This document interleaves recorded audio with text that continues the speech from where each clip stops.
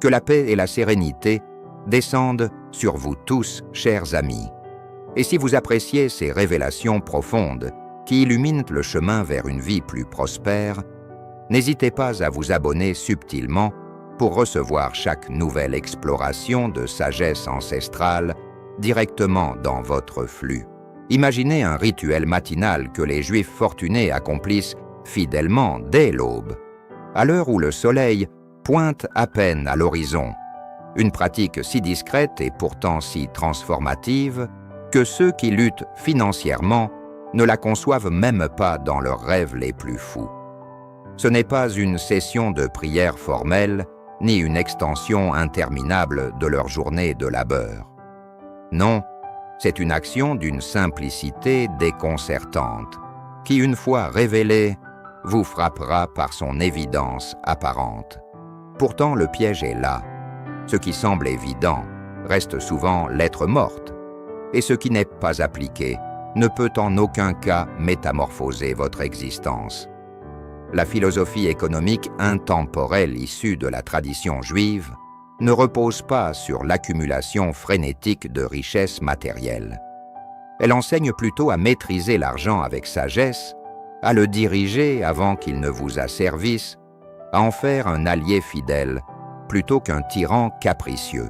Aujourd'hui, je vais vous dévoiler la troisième de ces habitudes ancestrales, une stratégie d'une puissance inouïe qui a propulsé un simple marchand ambulant de souliers vers les sommets de l'entrepreneuriat, lui permettant de bâtir un empire commercial s'étendant sur 3 nations entières.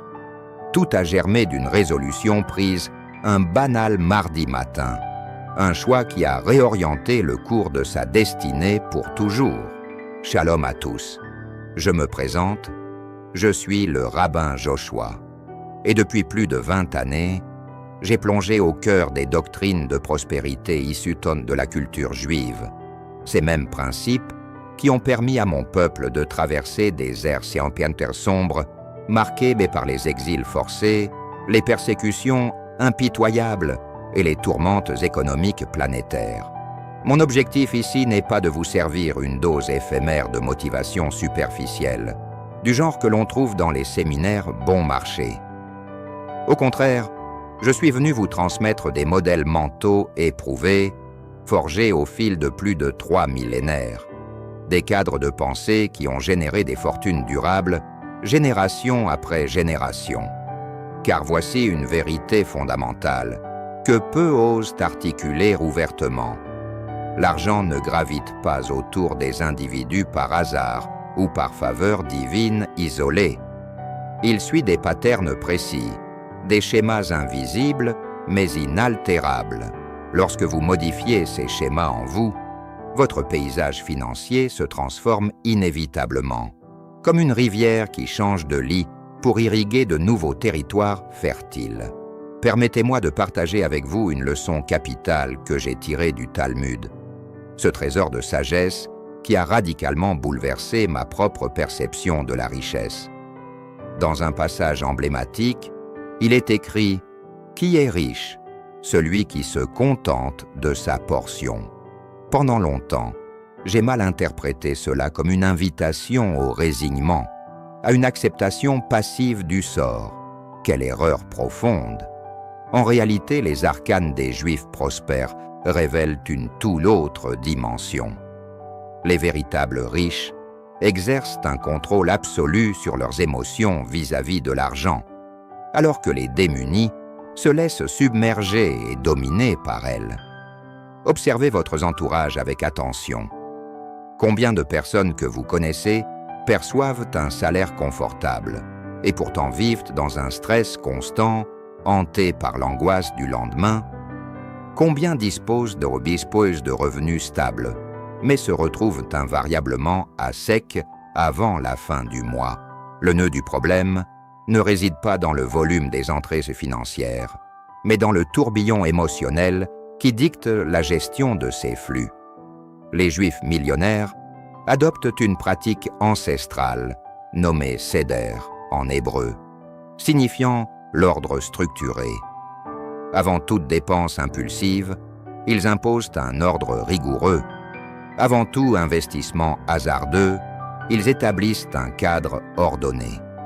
Avant même de fantasmer sur des gains supplémentaires, ils organisent méticuleusement ce qu'ils possèdent déjà. Et voici ce que mes études m'ont révélé. L'ordre n'est pas une contrainte aride et rébarbative. C'est au contraire la porte ouverte à une liberté authentique. Car lorsque vos affaires pécuniaires sont impeccablement agencées, votre mental se libère pour inventer de nouvelles avenues de création de valeur, au lieu de se consumer dans une chasse perpétuelle à l'argent. Plongeons dans une anecdote tirée de la Torah, celle de Joseph en terre d'Égypte. Lorsque Pharaon le convoqua pour décrypter ses songes énigmatiques, Joseph ne se contenta pas de prophétiser 7 années de récoltes abondantes, suivies de 7 années de disettes effroyables. Il proposa un plan concret et visionnaire, réserver un 5e des productions pendant les périodes fastes pour anticiper les temps maigres. Percevez-vous le motif récurrent? Joseph n'a pas succombé à l'euphorie de l'abondance en dilapidant tout. Il l'a dompté par une discipline inflexible, sauvant ainsi une civilisation entière de la famine. Les individus en précarité financière perçoivent un surplus monétaire et se demandent aussitôt « Qu'est-ce que je pourrais m'offrir de plaisant ?» À l'inverse, les prospères se posent la question stratégique. Comment multiplier cette somme pour qu'elle fructifie? La disparité ne tient pas à la quantité d'argent disponible, mais à l'état d'esprit qui la guide. Les préceptes du Talmud sont limpides sur ce point. Celui qui ne maîtrise pas ses impulsions sera inévitablement asservi par les aléas de la vie. Et voici un arcane méconnu. L'ordre financier ne débute pas par des tableurs complexes ou des logiciels sophistiqués. Il naît d'une confrontation honnête et sans fard avec votre réalité actuelle. Les Juifs fortunés ne s'illusionnent jamais sur leur situation. Ils connaissent avec précision leurs dettes, leurs actifs, leurs besoins essentiels. Les déshérités fuient cette introspection chiffrée par crainte viscérale, et cette peur, si elle n'est pas canalisée vers l'action, se mue en paralysie totale. Alors, quelle est cette action distinctive que les millionnaires entreprennent et que les autres négligent? Ils s'attablent régulièrement, chaque semaine, sans faille, pour affronter la vérité de leur compte, réviser leur stratégie, ajuster leur trajectoire et corriger les écarts, pas quand l'humeur les y invite, mais parce que c'est la voie juste et nécessaire. Au fil du temps, cette routine discrète creuse un fossé abyssal entre eux et la masse, un écart que les observateurs superficiels attribuent à la chance ou au destin. Mais ce n'est nullement de la fortune hasardeuse, c'est l'application fidèle des enseignements thoraïques sur la gestion des biens, avec ordre méthodique, discipline inébranlable et transparence absolue. Allons plus loin dans cette exploration. La Kabbale introduit un concept fascinant de causalité spirituelle, qui peut paraître ésotérique au premier abord, mais s'avère d'une praticité redoutable. Il affirme que tout ce qui se matérialise dans le domaine physique a préalablement été semé dans le royaume des intentions et des actes. En d'autres termes, vous ne pouvez moissonner ce que vous n'avez pas ensemencé. Les personnes en difficulté attendent passivement la récolte avant d'oser planter la graine. Quand j'aurai amassé suffisamment, alors j'investirai. Quand mon salaire augmentera, je commencerai à épargner. Quand les circonstances s'amélioreront, je pratiquerai la tzedaka, la charité. Voyez-vous le cercle vicieux? Ils inversent l'ordre naturel, espérant que l'abondance surgisse d'elle-même. Or, l'univers ne fonctionne pas ainsi. Pas plus que les flux monétaires ou les axiomes de prospérité juive. Les Juifs prospères les sèment avec audace même dans le dénuement, investissent au prix de sacrifices inconfortables, donnent généreusement même lorsque cela pince le cœur. Pourquoi cette approche contre-intuitive? Parce qu'ils intègrent une vérité inscrite dans la Torah. Apportez toute la dîme dans la maison du trésor, afin qu'il y ait de la nourriture dans ma maison. Mettez-moi de la sorte à l'épreuve, dit l'Éternel des armées, si je n'ouvre pour vous les écluses des cieux, et si je ne répands pas sur vous la bénédiction en abondance. Malachie 3:10. Ce n'est pas une doctrine théologique abstraite, c'est une mécanique spirituelle aussi fiable que les lois de la physique. Lorsque vous adoptez des comportements d'abondance, avant même d'en voir les fruits, l'univers s'aligne pour manifester cette réalité. Je ne parle pas de simulation hypocrite, mais d'une semence imprégnée d'une foi éclairée et active. Laissez-moi illustrer cela par un témoignage authentique. J'ai rencontré un homme nommé David à Jérusalem, qui subsistait à peine de petits boulots. Pourtant, chaque vendredi avant le Shabbat, il prélevait scrupuleusement 10% de ses maigres gains pour la tzedaka. Ses proches le traitaient de fou. « Comment peux-tu donner quand tu manques déjà de tout ?» Sa réponse était invariable. « Je ne donne pas des restes, je donne de ce que j'ai, et je confie à Hachem le soin de pourvoir au reste. » 3 années plus tard, David dirigeait 2 entreprises florissantes. De la sorcellerie? Absolument pas. Simplement un pattern cohérent. En démontrant par des actes concrets votre confiance en l'abondance infinie, votre subconscient s'oriente vers la détection d'opportunités plutôt que vers la fixation sur les manques. Les affaires, vues à travers le prisme de la sagesse juive, reposent sur ce fondement inébranlable. Semez d'abord, récoltez ensuite, et respectez toujours cette séquence divine. Les démunis clament « Je ne peux m'investir faute de moyens ». Les prospères rétorquent « Je manque de moyens précisément parce que je n'ai pas investi auparavant ». Percevez-vous le basculement paradigmatique? L'un attend des conditions idéales qui ne se présentent jamais. L'autre forge ces conditions par des initiatives audacieuses. La tradition économique juive ancestrale vous exhorte. Le moment optimal pour planter était hier. Le second meilleur est cet instant précis. Et voici l'arcane suprême, une semence régulière, même modeste. Reprogramme votre cerveau pour adopter la perspective d'un investisseur avisé plutôt que celle d'un consommateur impulsif. Les individus en précarité sont des consommateurs passifs qui guettent l'arrivée de l'argent. Les fortunés sont des créateurs actifs qui génèrent des retours exponentiels. Comme l'enseignent les versets des Toraïques sur l'opulence, celui qui sème dans les larmes moissonnera dans l'allégresse. Mais les larmes précèdent inévitablement la joie. Le sacrifice pave la voie à la récompense. C'est précisément là que la plupart capitulent, intimidés par l'effort initial. Soyons francs, les pauvres s'ancrent dans l'immédiateté du présent, réagissant aux urgences du jour. Les millionnaires, eux, sculptent un avenir délibéré par des choix visionnaires. Cette dichotomie redéfinit tout. Dans le Talmud, un adage puissant affirme « Un sage discerne ce qui est à naître ». Cela ne signifie pas une clairvoyance mystique, mais la capacité à édifier l'avenir par des décisions présentes, éclairées. Les arcanes des Juifs millionnaires ne visent pas à maximiser les gains immédiats. Ils consistent à ériger des systèmes pérennes qui irriguent l'abondance sur des horizons lointains, l'année prochaine, la décennie suivante et au-delà. Savez-vous pourquoi le peuple juif a perduré plus de 2 millénaires sans patrie stable, sans forces armées souveraines, sans structures étatiques autonomes? Parce qu'il a toujours projeté sa pensée sur 3 générations à venir. Quand un père juif instruisait son enfant, il ne visait pas uniquement son épanouissement personnel. Il envisageait le bien-être de ses descendants, petits-enfants et arrière-petits-enfants inclus. Voilà l'essence d'une mentalité patrimoniale, la quintessence d'une richesse authentique et transgénérationnelle. Les déshérités s'interrogent.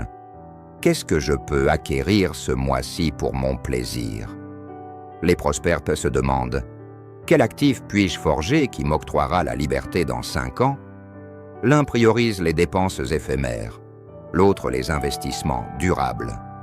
L'un court après la gratification instantanée, l'autre édifie patiemment un plan divin d'abondance, armé d'une stratégie patiente et infaillible. Une parabole talmudique que j'affectionne particulièrement illustre cela à merveille. Un sage nommé Honi marchait sur une route poussiéreuse lorsqu'il aperçut un vieillard plantant un caroubier avec soin. Intrigué, il l'interrogea. « Combien de temps cet arbre mettra-t-il à porter des fruits ?» Le vieil homme répondit calmement, « 70 ans. » Surpris, Honi rétorqua, « Crois-tu vivre assez longtemps pour en goûter les fruits ?» Avec un sourire serein, l'homme répliqua, « J'ai trouvé des caroubiers plantés par mes ancêtres. À mon tour, je plante pour mes enfants et leurs enfants. » Cette mentalité forge des dynasties impériales. Les doctrines de prospérité juives vous invitent à penser en termes générationnels, non pas en cycles mensuels triviaux. Et devinez ce qui advient lorsque vous adoptez cette perspective élargie. Vous cessez les choix impulsifs et regrettables. Vous renoncez aux endettements pour des frivolités inutiles. Vous délaissez les mirages d'enrichissement rapide qui s'évaporent comme la brume du matin. Les Juifs millionnaires érigent des écosystèmes robustes, pas des succès éphémères. Ils injectent dans l'éducation des investissements qui fructifient sur des décennies. Ils conçoivent des ventures générant des revenus passifs automatisés. Ils acquièrent des biens qui s'apprécient inexorablement avec le temps. Pendant ce temps, les démunis s'encombrent de passifs dépréciatifs, véhicules flambant neufs financés à crédit, garde-robe de marques éphémères, gadgets technologiques obsolètes. Je n'émets aucun jugement moral. J'observe simplement les patterns récurrents. Et voici la clé maîtresse. La vision prospective n'équivaut pas à un renoncement austère. C'est une intelligence astucieuse différée. C'est refuser les tentations futiles aujourd'hui pour embrasser une plénitude illimitée demain.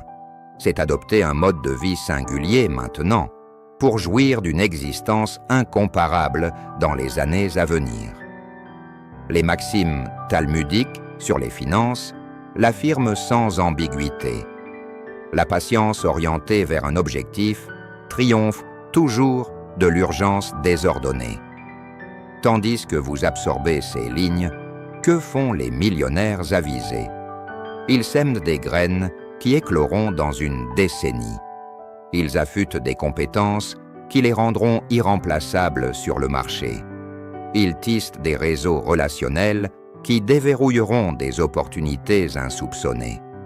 Non pas parce qu'ils sont dotés de talents surhumains, mais parce qu'ils saisissent que l'enrichissement à la manière juive n'est pas un événement fortuit. C'est un processus méthodique, initié par une vision limpide et soutenu par une discipline quotidienne inébranlable. Approfondissons encore. Pour la tradition juive, une gestion avisée des ressources financières transcende le domaine purement économique. C'est un geste spirituel profond, une façon d'honorer le Créateur en valorisant les dons qu'il confie. Un verset poignant du Deutéronome 8-18 le proclame « Souviens-toi de l'Éternel, ton Dieu, car c'est lui qui te donne la force d'acquérir des biens. » Relisez cela attentivement. Il ne dispense pas directement les richesses. Il octroie le pouvoir de les générer. La responsabilité repose sur vos épaules. Les passages thoraïques sur l'opulence placent invariablement l'initiative dans les mains humaines, non dans une intervention céleste passive. Les démunis implorent des miracles monétaires. Les prospères le sollicitent la sagesse pour amplifier ce qu'ils ont. Les premiers quémandent une provision miraculeuse. Les seconds, une stratégie divine. Voyez-vous le gouffre? L'un attend en spectateur, l'autre agit avec une foi active, invitant le miracle à se déployer via une obéissance aux principes éternels. La discipline pécuniaire, ancrée dans la sagesse juive millénaire, s'appuie sur 3 piliers fondamentaux. Le premier, la séparation instantanée des flux entrants. Dès que l'argent afflue, prélevé sans délai 10% pour la tzedaka, 10% pour l'épargne sécurisée, 10% pour des investissements judicieux, et cela avant de régler la moindre facture ou de céder à la moindre envie. Ce n'est pas un conseil facultatif, c'est un impératif gravé dans l'héritage juif. Pourquoi cette mécanique opère-t-elle si efficacement? Parce qu'elle affirme par l'action votre confiance en une suffisance divine, activant ainsi des courants d'abondance inattendus. Le deuxième pilier, esquiver les dettes de consommation frivoles.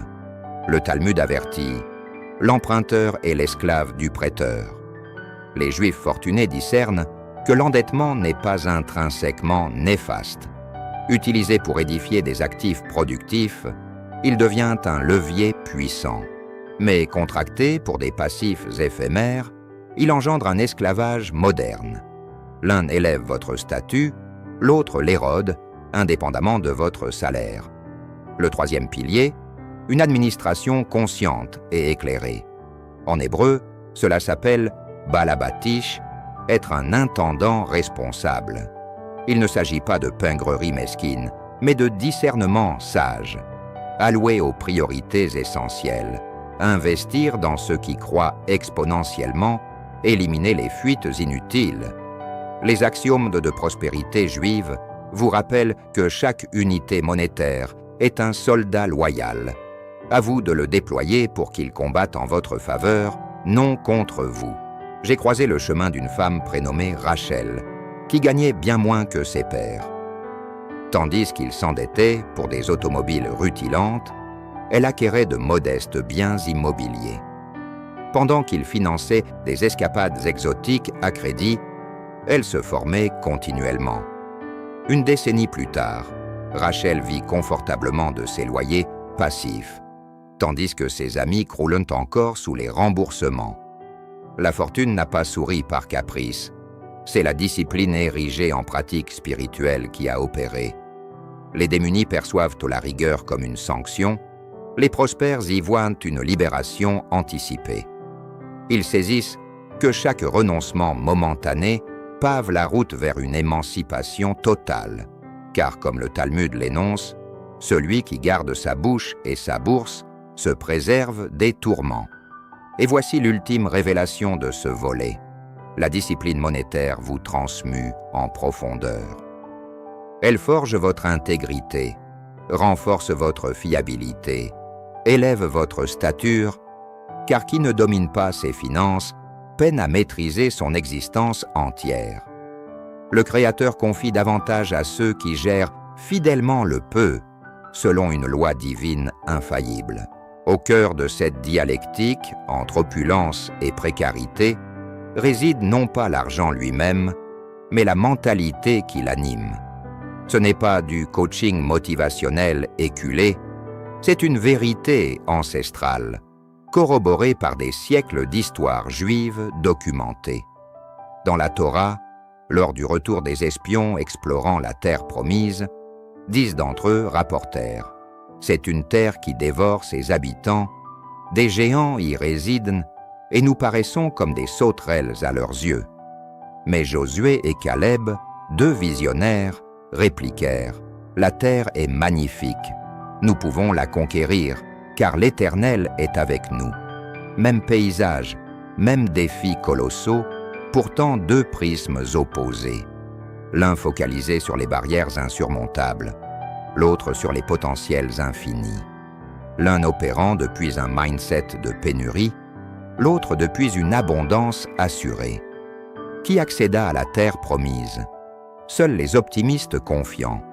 Les arcanes des Juifs millionnaires naissent dans l'esprit. Les déshérités affirment « Il n'y en a pas assez pour tous ». Les prospères contre-argumentent il y en a amplement pour ceux qui génèrent de la valeur. Les premiers clament « l'argent est ardu à obtenir », les seconds « l'argent afflue vers les solveurs de problèmes ». Le pattern émerge. Ce n'est pas l'action en soi, mais la perception qui l'infuse. La Kabbale professe une loi puissante. Le monde extérieur miroite le monde intérieur. Un esprit imprégné de rareté matérialise des limitations. Un esprit saturé de possibilités engendre des ouvertures providentielles. Ce n'est pas de l'illusionnisme, c'est une règle cosmique. Les maximes talmudiques sur les finances le corroborent. Tout est entre les mains du ciel, sauf la crainte du ciel. En clair, la divinité orchestre beaucoup, mais vous commandez votre attitude face aux événements. Les Juifs fortunés conditionnent leur mental à détecter l'abondance même en pleine tourmente. Durant la Grande Dépression, alors que des empires s'effondraient, certains Juifs édifièrent des fortunes durables. Comment? En discernant des aubaines, là où régnait le désespoir. Acquisition d'immobilier à prix bradé, investissement contracyclique. Non par insensibilité, mais par une cognition différenciée. Voici une réalité dérangeante. La pauvreté persiste souvent parce que les individus cultivent inconsciemment des pensées de dénuement. Chaque « je ne peux pas » renforce la barrière. Chaque envie jalouse, au lieu d'une étude curieuse, consolide les chaînes. Chaque justification de statu quo perpétue la stagnation. Les doctrines de prospérité juive vous interpellent. Que nourrissez-vous dans votre psyché?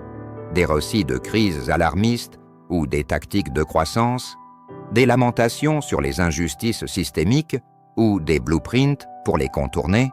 Du ressentiment envers les réussites d'autrui ou une soif d'apprendre de leur parcours? Vos réponses sculptent votre avenir financier. Et permettez-moi de vous livrer une insight révolutionnaire glanée auprès des maîtres. La tzedaka et l'opulence sont intimement liées. Donnez depuis une posture d'abondance mentale, même avec un compte famélique, signale au Créateur. Je sais que la source est inépuisable. Cette affirmation active des canaux de bénédiction, non par marchandage divin, mais par alignement vibrationnel avec le design cosmique d'abondance. Les démunis retiennent par appréhension, les prospères distribuent avec discernement. Les premiers étaient thésauristes par insécurité, les seconds font circuler avec assurance, et la loi éternelle stipule « ce qui circule se multiplie, ce qui stagne dépérit ». Pour s'enrichir à la juive, reprogrammez votre mindset de la pénurie vers l'abondance, de la victimisation vers la création, du spectateur passif vers le protagoniste engagé.